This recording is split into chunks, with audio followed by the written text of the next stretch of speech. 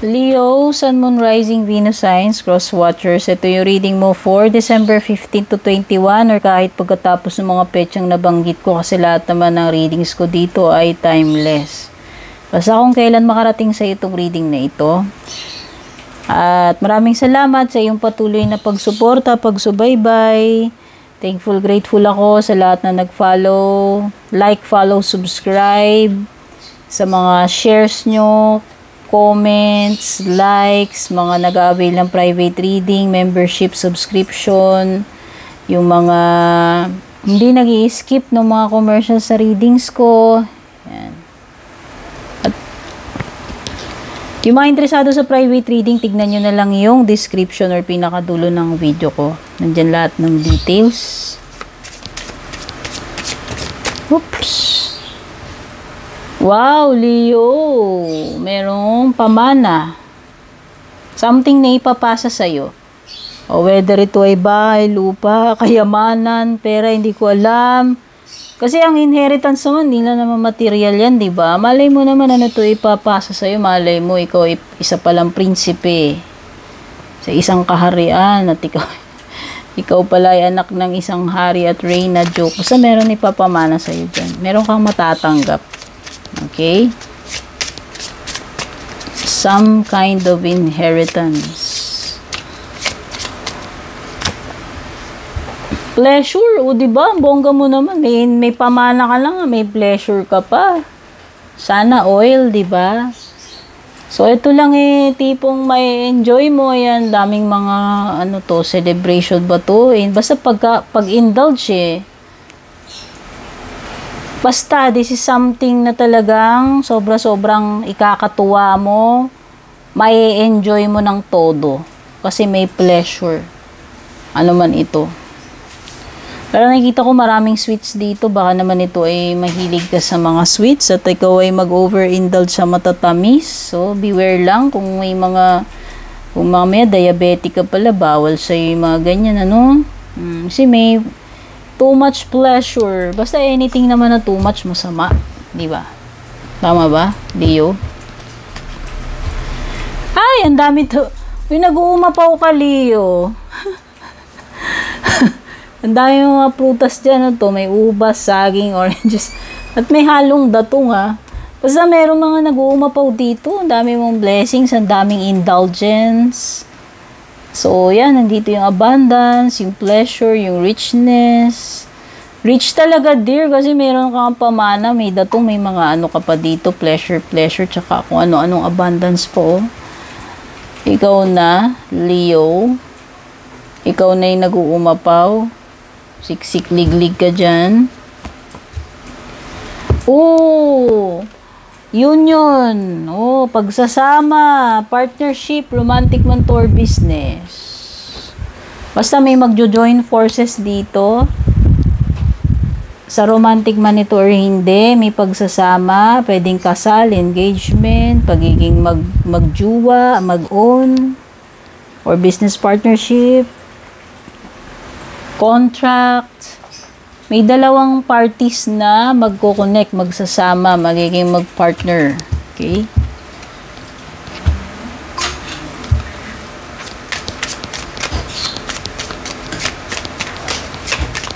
O mukhang maganda yung deal nyo rito. Pag nagkamay so parang success, di ba? Kung ano man tong transaction na to na gagawin. Ganda. Success ka dyan sa transaction na yan. Panalong-panalo ka talaga. Tignan mo, ikaw ngayon nag-uumapaw dito. Diba? So, kung ano man deal yan, sana pabor talaga sa'yo yan, Leo.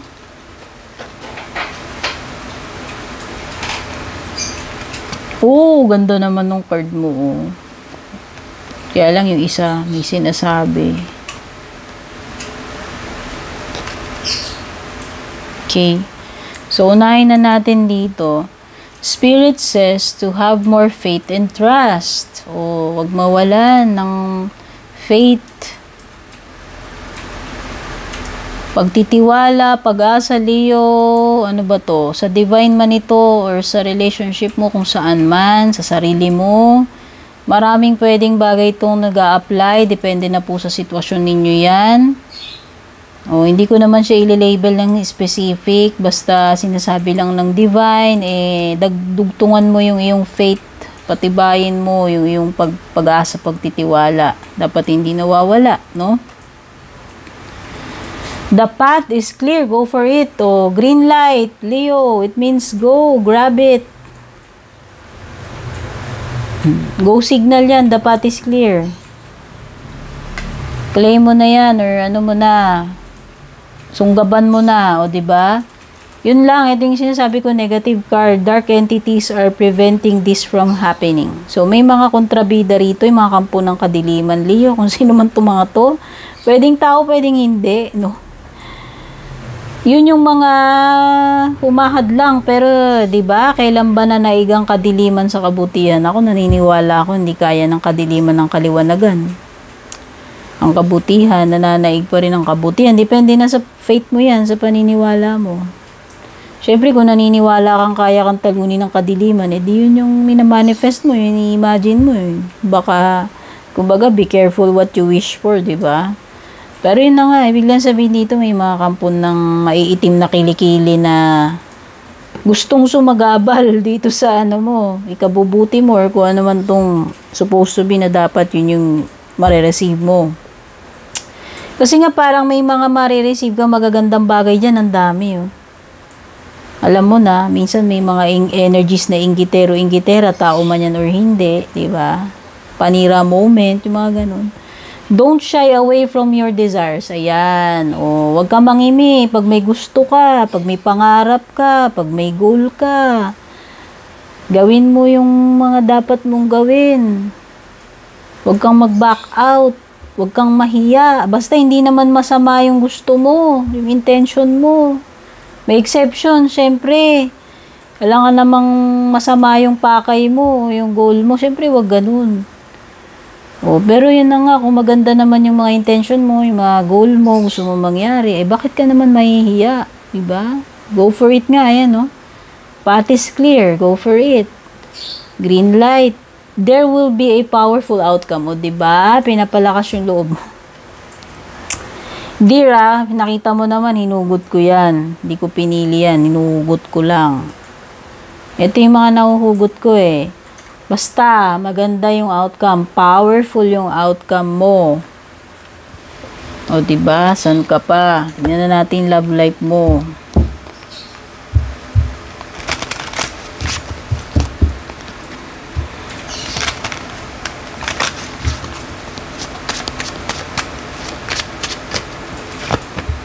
Oy, commitment. Uy, baka nga iba'y kakasal na kayo, may engage na kayo, papasok kayo sa relationship, no? May commitment, Leo, pagpasok sa commitment, sa relationship. I want you to be a part of my future. Oh. Yung mga hindi pa nakakasal dyan, baka yan na yun, nangangamoy ano na yan. Nangangamoy forever or marriage. Ay, may chaser dito. May naghahabol. Pwedeng ikaw yan. Pwedeng yung energy ng person mo yan, no? Bahala na kayong mag-connect the dots. Hindi ko alam yung mga love story ninyo. Pero parang may pahabol. Tas yung isa naman parang hindi maghahabol. Ayaw na. Pwedeng pagod na rin. Ayan, ha. Oh, may mga sumasabotahe sa relationship ninyo or yung isa sa inyo mismo yung nakakasabotahe or pareho kayong nakakasabotahe sa connection ninyo. Minsan, meron talaga nagme-mess up dito eh. Minsan, pareho kayong nagme-mess up ni person. Minsan naman, ikaw yung nagme-mess up. Minsan, si person yung nagme-mess up. Diba? Wala namang perfect relationship. Yun na nga lang. So, pwedeng, kung ano man to, kung sino man yan sa inyo at ano man yung ginagawa or nagawa, pwede yung nakakasabotage doon sa ano nyo, relasyon ninyo. Sa commitment, no? O baka meron ditong siya yung sumisira sa commitment. Okay? Okay. So, merong deadma energy dito, unappreciated. Hindi, pwedeng hindi pinapansin yung isa, hindi na-appreciate. Yan, o, pwedeng may mga ganyan. Yung pakiramdam na nasasayang lang yung mga ginagawa kasi hindi na-appreciate. Okay? So, meron dito parang, deserve niya naman na mapansin or mabigyan ng ma-recognize man lang yung ginagawa niya. Ewan ko. Kaso nga lang, yung isa hindi niya binibigyan pahalaga. Pwedeng deadma or talagang hindi niya na-appreciate, no? So, syempre, para doon sa isa, masaklap yun, besh. So, bahala ka na dyan, Leo, kung sino yan sa inyo. Feeling nung isa kasi walang paki. Siyempre, problema nga naman yun.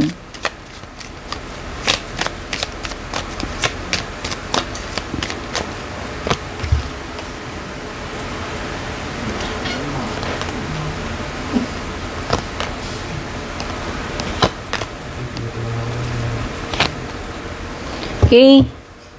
Yung mga signs na meron dito, meron kang Aries, meron kang Capricorn, meron kang Taurus, meron kang Libra, at saka Sagittarius. Merong sinasabi dito about timing, mga 1 year or mahigit pa daw, bago ma-tie up yung loose end. So, parang may ultimatum, may deadline dito para ayusin yung mga bagay-bagay, magkaroon ng mga closure, magkaroon ng answers, ma-solve yung mga problem. May period, mga 1 year pa mahigit bago maging okay ang lahat siguro. Baka yun yung indication nito, Leo. Bago ma-clear lahat ng mga bagay-bagay. At merong devil card dito, ito ay unhealthy patterns.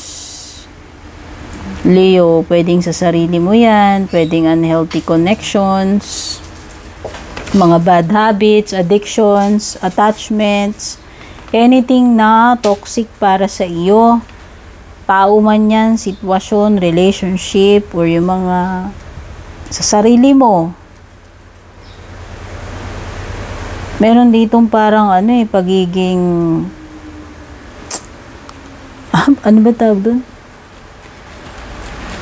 Nakadepende na lang doon. Halimbawa, yung iba, meron silang habit na pag may problema sila, umiinom. Alam mo yun? Parang nagiging coping mechanism yun. Pero alam naman na kahit naman uminom ka, pagising mo, yung problema mo nandun pa rin. Walang masosolve. So, unhealthy. Unhealthy na mga habits ito. Or coping mechanisms, pwede rin naman. Pero pwede rin unhealthy connections. Sa romantic man yan or hindi, ha? Basta yan yung mga bagay na toxic para sa iyo at alam mo naman pero hindi mo maiwasan or hindi ka makaalis dun. Kasi nga parang nag-develop ka na ng dependency or vice versa, kayo pareho nung sitwasyon or nung tao.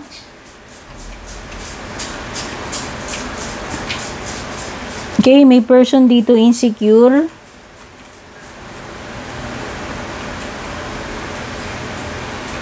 Hindi ko alam kung meron ding binablock ka niya or binablock mo siya. Pwedeng iwasan, pagtatago.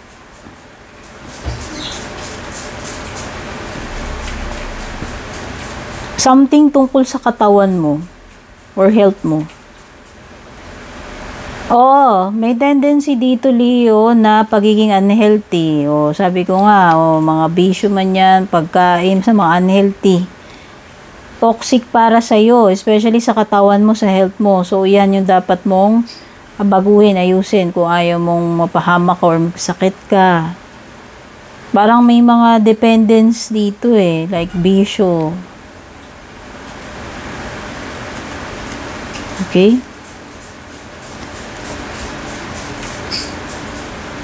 Something na hindi magbubunga ng maganda sa'yo. kung anong ginagawa mo. Beware kung ano yung mga tinatanim mo, ginagawa mo, whether sa katawan mo yan o sa ibang or hindi, etc. Kasi hindi yan magbubunga ng maganda para sa iyo, Leo. Especially sa health mo, mga bisyo-bisyo, unhealthy ha. Mag-ingat. Oh, there needs to be balance. Kawalan ng balance, baliktad yung justice card mo. Merong something na kulang or sobra-sobra. Either nag-i-indulge ka o nakukulangan. Tandaan, lahat ng bagay na kulang, lahat ng bagay na sobra, hindi maganda. O pwedeng merong nagiging unfair dito. Or hindi pabor sa'yo yung decision. Basta hindi favorable para sa iyo, baliktad yung justice mo eh. Something na pagiging unfair or hindi favorable sa iyo. Hindi tama. Hindi yan yung deserve mo. Okay? Or bad consequences. Kasi ang justice card cause and effect. Kung ano yung tinanim mo, yun yung aanihin mo. Yun yung magbubumerang sa'yo dyan.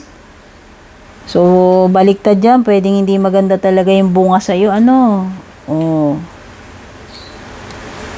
Bad results.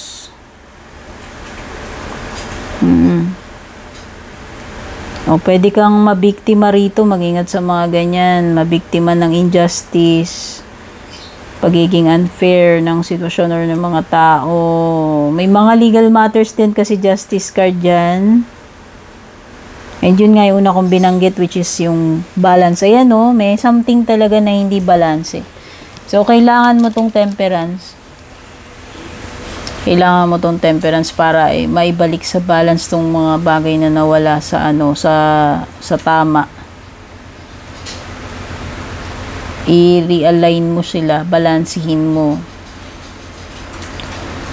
May union talaga. Lakas ng energy mo dito. May partnership. May pag-join ng dalawang something. Tao man yan, relationship, romantic man or not. May pagko-combine. Pero ang sinasabi dito, pwedeng union of the opposites. Okay? Pwedeng ka-opposite mo yung kino-combine sa'yo. O pwedeng babae, lalaki. Basta anything na contrast or opposite na yun yung magsasama. Okay? So, pwedeng ito ay kasal, pasok sa relationship, pero pwede rin naman business partnership yan. Basta magiging magkasama magjo-join sila pagkukombinein sila Tao man yan or hindi. Okay? So, kailangan mo dito patience, balance, healing. Temperance is about recovery and healing. So, yung mga nag-expect ng healing, no? Baka, yan. Pwedeng ito ay recovery period. Yung period ng magiging manunumbalik na yung peace, yung harmony, yung balance, magkakaroon na uli ng, makaka-recover na, makakapag-heal na. Wow, meron talagang kasal kasi yung bottom ng deck mo is 4 of Wands. So, ayan, malakas yung energy dito ng seremonya ng kasal o pagsasama or homecoming, reunion, may mga gatherings kasi dito, pwedeng family family affair, yung mga pagsasama-sama, pagiging united ng couple, ng pamilya, nanunumbalik na yung pagmamahal, stability, ganda. O mga reunion, party, etc. O kung ano mga celebration ito. Ang ganda nito. So, something na makukumpleto, if ever, mabubuo, makukumpleto. Okay, Leo? So, yan. Sana makatulong sa'yo. Take care. Babush. And kung balak nyo pong mag-book or mag-inquire ng personal readings ko, basahin nyo lamang po itong nakasulat sa screen or yung nakalagay sa description.